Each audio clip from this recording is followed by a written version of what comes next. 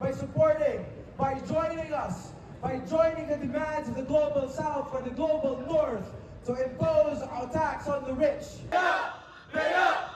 Pay up for climate finance! Pay up! Pay up! Pay up for climate finance! Look at us. We are not your enemy. We are friends of this earth. We really need to ramp up the pressure on the laggards to make sure that we end $41 billion in oil and gas export finance floods and are struggling to get by. We must ramp up pressure on these countries to land this deal, and we must do it this week. So we were organizing this action because here in Baku, countries are negotiating a new climate finance target, and rich countries say that they don't have enough money to pay for climate action.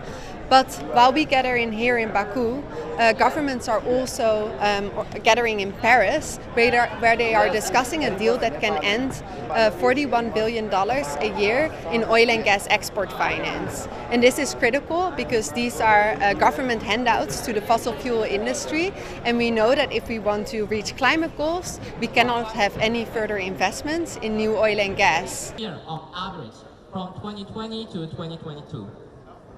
This figure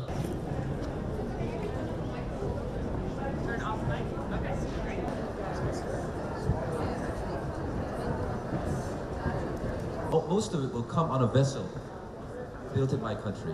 We are very close to landing a deal in Paris, and we know that it's of critical importance that President Biden comes out in support.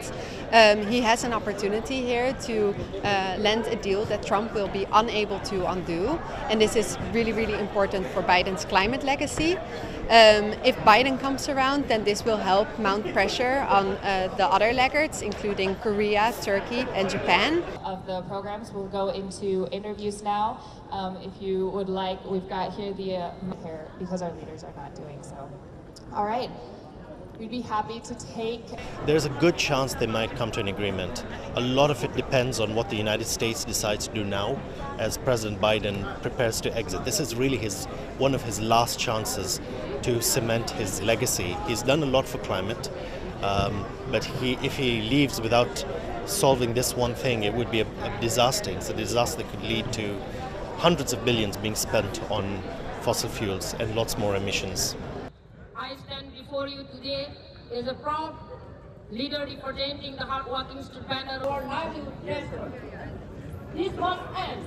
The climate crisis defends inequality or the wealthiest pay for the pollution and harm they expose. The best is because we are here to demand that